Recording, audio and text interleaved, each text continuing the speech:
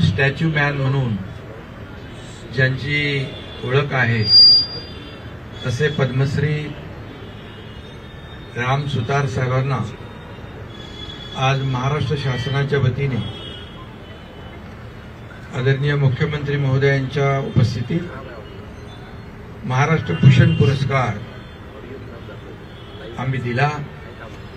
याचा खूप मनस्वी आनंद आहे आणि तो त्यांनी अगदी प्रेमाने स्वीकारला याचाही आनंद आहे। खरं म्हणजे राम सुतार साहेबांनी देशात नाही जगामध्ये अशी अनेक शिल्प उभी केली। Statue of unity Sardar Vallabhbhai Patel यांचं सगळ्या जगातला उंच असा पुतळा उभा करण्याचा विक्रम देखील सुतार साहेबांच्याच नावावर आहे। आणि आता दादांनी उल्लेख केल्याप्रमाणे चैत्यभूमीतला भारतरत्न डॉक्टर बाबासाहेब आंबेडकर यांचा पुतळा आणि स्मारक स्टॅच्यू ऑफ इक्वॅलिटी हे देखील मोठा बाबासाहेबांचा पुतळा सुतार साहेबच उभा करतायत आणि आता त्यांचे सुपुत्र अनिल सुतार साहेब आहेत। खरं म्हणजे या महाराष्ट्र भूषण पुरस्कार आमच्या सरकारने दिला त्यामुळे खऱ्या अर्थाने या पुरस्काराचीच उंची वाढलेली आहे सुतार साहेबांना दिल्यामुळे।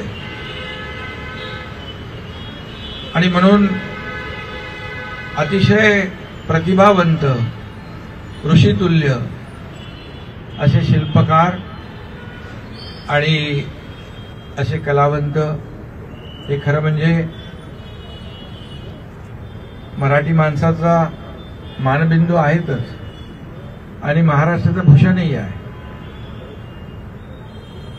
आणि त्यांनी अनेक अशी शिल्प उभी केली आहे, देशातच नाही जगभरामध्ये त्यांची शिल्प उभी आहेत। आपल्या संसद भवन परिसरात देखील 16 शिल्प उभी आहेत आणि अयोध्येमध्ये मोठा श्रीरामाचा पुतळा देखील होणार आहे। आणि खरं म्हणजे असं जगविख्यात असं व्यक्तिमत्व राम सुतार साहेबांच्या या ठिकाणी कर्तृत्वाने त्यांनी देशाला जगाला दाखवून दिलंय, याबद्दल मी त्यांचं मनापासून अभिनंदन करतो।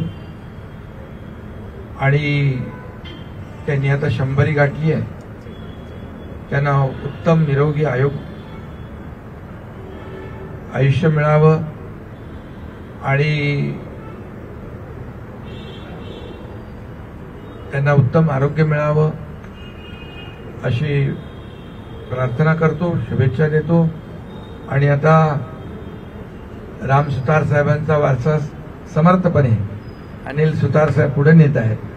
आता आपला सिंधुदुर्गातला छत्रपती शिवाजी महाराजांचा पुतळा देखील भव्य दिव्य असा या ठिकाणी उभा झालेला आहे।